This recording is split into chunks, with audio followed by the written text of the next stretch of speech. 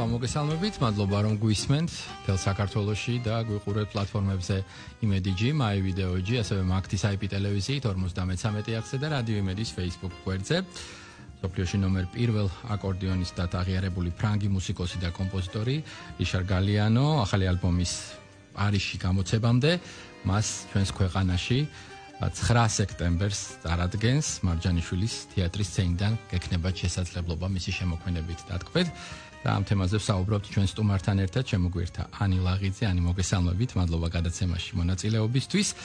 მე და ანი ერთმანეთი გავიცანით თითქმის 20 წლის წინ, როდესაც რიშარ გალიანო პირველად ჩამოვიდა ჩვენს ქვეყანაში, მაშინ ოპერის თეატრში იყო ეს პირველი კონცერტი და ეს ემოციები ახლაც მახსოვს და 20 წლის შემდეგ ისევ ხვდებით ერთმანეთს, ის უკვე მერვედ ჩამოდის, ხო? ისე გამოდის. მერვედ და შესაბამისად გვიწევს ამ ღონისძიებაზე საუბარი. დავიწყოთ რით იქნება წლევანდელი მისი სტუმრობა გამორჩეული, რა ალბომზეა საუბარი, ესეც უთხრათ ჩვენს მსმენელს და მაყურებელს. პირველ რიგში უღრმესი მადლობა სტუდიაში მოწვევისთვის, განახლებული სტუდია არაჩვეულებრივია თქვენთან ერთად. დავით, ყოველთვის მიხარია მივესალმები პროდიუსერებს არაჩვეულებრივ შემადგენლობას, ლამაზი ქალბატონების. აი ხა ჩვენ დავიწყეთ გადაცემა ვიაჯო. ეს არის ის ვიაჯო, რომელიც მან რიშარ გალიანომ გამოსცა 93 წელს დრეიფუს ჯაზის ლეიბლის სახელით და ეს არის მართლაც საკულტო ალბომი, რომელმაც გარდამტეხი როლი ითამაშა გალიანოს შემოქმედებით საერთაშორისო კარიერაში და განახლებული მარგალიტები ჩამოაქვს, ანუ ის ნაწარმოებები. ეხლა ნახეთ რა მოხდა. მან ჩაწერა 93 წელს ვიაჯო გენიალურ მუსიკოსებთან შარლ ბელონზი, ლოლოთი არის ცნობილი, რომელიც გახდათ გლოტნუგაროს დრამერი და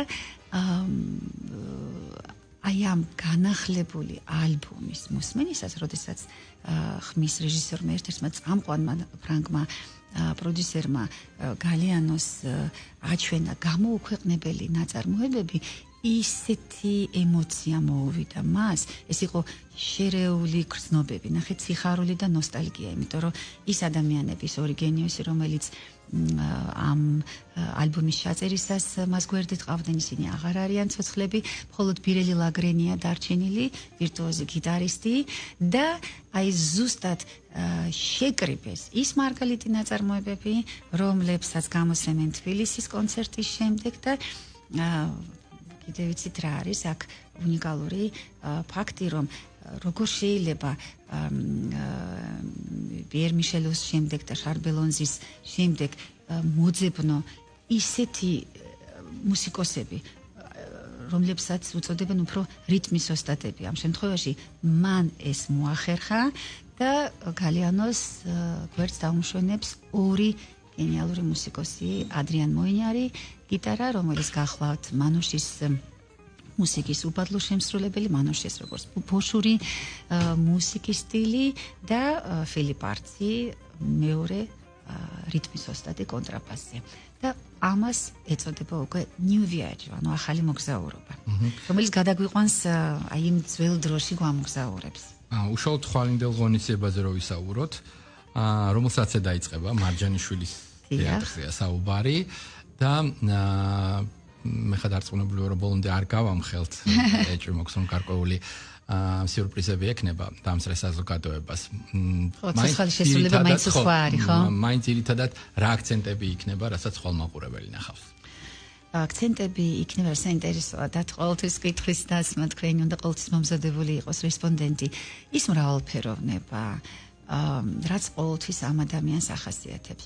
მუსიკოსები მიდიან, მოდიან, მაგრამ გალიანოს ხელწერა ეს არის უკვე ახალი სტილის შექმნა, ხო?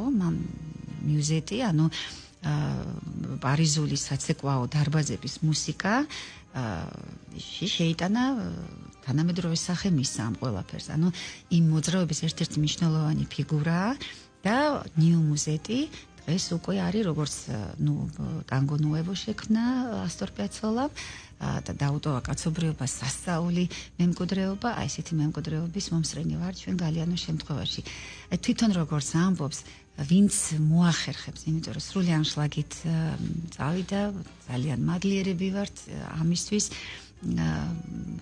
ბევრი საინტერესო მსმენელი იქნება, ახალი თაყვანისმცემლები გაუჩნდება, დარწმუნებული ვარ მე გალიანოზე თავის თანამგზავრებს, ეს იქნება ის დინამიკური სინთეზი, რომელსაც ქმნის ეს უბადლო ტრიო და როგორც თვითონ ამბობს, ჩვენ გადმოვცემთ ტანგოს ვნებას, ჯაზის თავისუფლებას და რაც მთავარია, ფრანგული მუსიკალური ტრადიციის სიღრმეს და როდესაც ვკითხულობდი მე თუ რა იმოქმედა ასე გალიანოზე, ის ამბობს, რომ ვიმოგზაუროთ ამ საკულტო ალბომის უნიკალურ ატმოსფეროში, ერთად ჩავყვინთოთ იმ ძველ დროში.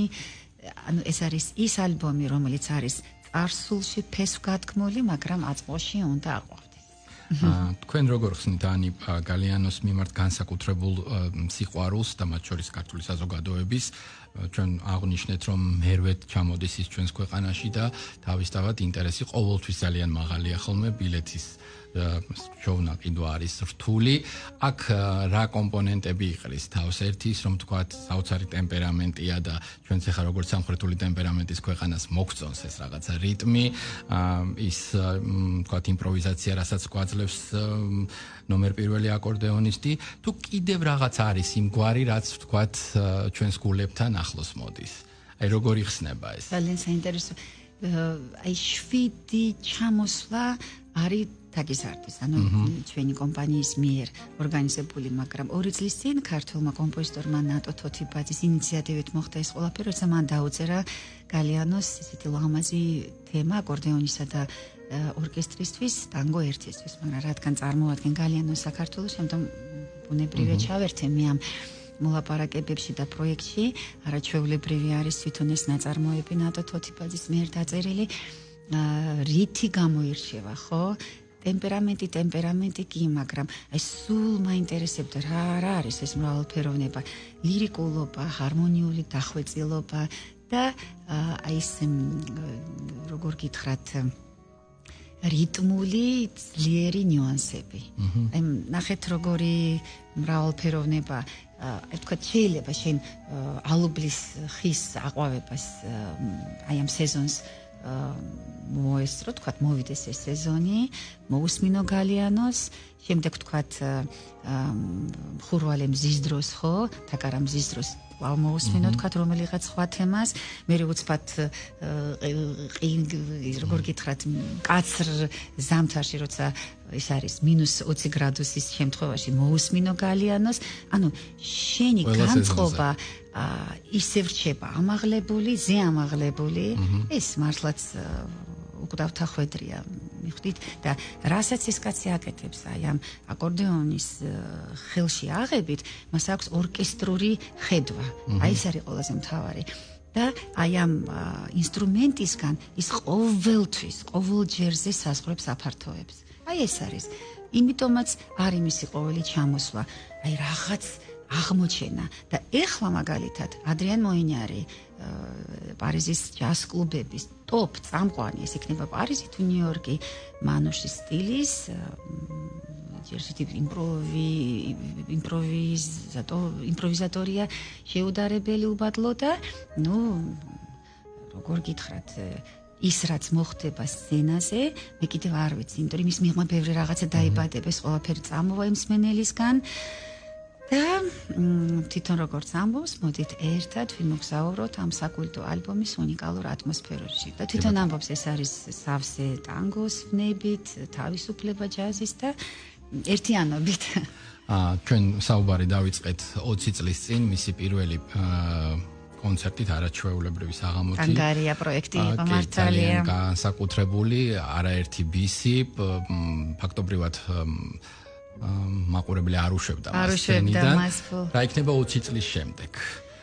თავად არტისტმა როგორ გაიარა ეს 20 წელი? რა შემოგთავაზა რაღაც ისეთი ახალი, რაც ხვალ მაგალითად ისეთ ადამიანებს როგორიც მე ვარ და ვთქვათ მუდმივად ვესწრები, გამაცვიფრებს, გამაკვირვებს და ვთქვათ დამაინტერესებს.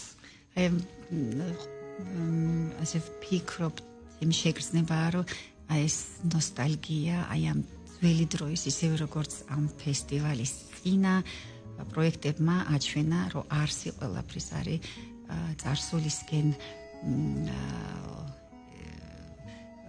როგორ გითხრათ, პატივის მიგება წარსულისთვის და ხიდი მომავლისკენ, მაინც ნოსტალგიური ელფერი ექნება ამას ყველაფერს, იმიტომ რომ თვითონ ამბობს, რომ ვის არ უნატრია დროის დაბრუნება, ხო? ჩვენ დავაბრუნებთ ამ დროს იმ სტუდიურ ალქიმიას, რაც ხდებოდა ამ ვიაჯოს 93 წლის დროს, ჩაწერის დროს, მაგრამ მომავლის ხედვა, აი ეს უნდა დაიჭიროს მსმენელმა. ანუ მიხდით მე ვფიქრობ, რომ გალიანოს აი ხვალინდელი წარმოჩენა სცენაზე წარდგენა მაყურებლის წინაშე, როგორი მსმენელი ელოდება მას თრიმს მოადენს მის სახეს. რომ საათზე იწყება? 8 საათზე. აღამოს 8 საათზე. და რაც დავარია, დავით, ყოველთვის გათვალისწინებული მქონდა ჩვენ, რომ ისე უნდა შეგექმნა ფასი წარმოება ბილეთების გაყიდვის პროცესის დროს, რომ ის მსმენელი, რომელიც ყოველთვის შეძლებდა ამ ბილეთის შეძენას, ის მსმენელი არ დაკარგულიყო, იმიტომ რომ იმ მსმენელს სულ სხვა ტაში მოაქვს შემსრულებისკენ დარბაზიდან. კი ბატონო, წარმატებებს გისურვებთ თქვენს და ხვალინდელ ღონისძიების მთავარ გმირსაც, რიშარ გალიანოს, რომელიც შეგახსენებთ, რომ მარჯანიშვილის თეატრში ხვალ საღამოს 8 საათზე გელოდებათ მერვე ვიზიტია მისი ჩვენს ქვეყანაში და დარწმუნებული ვარ, რომ ემოციით რომელთაც შეივსებით დარბაზში კარგახნის განმავლობაში გააგრძელებთ ცხოვრებას. მადლობა უთხრათ ჩვენს მსმენელს და მაყურებელს ინტერესის.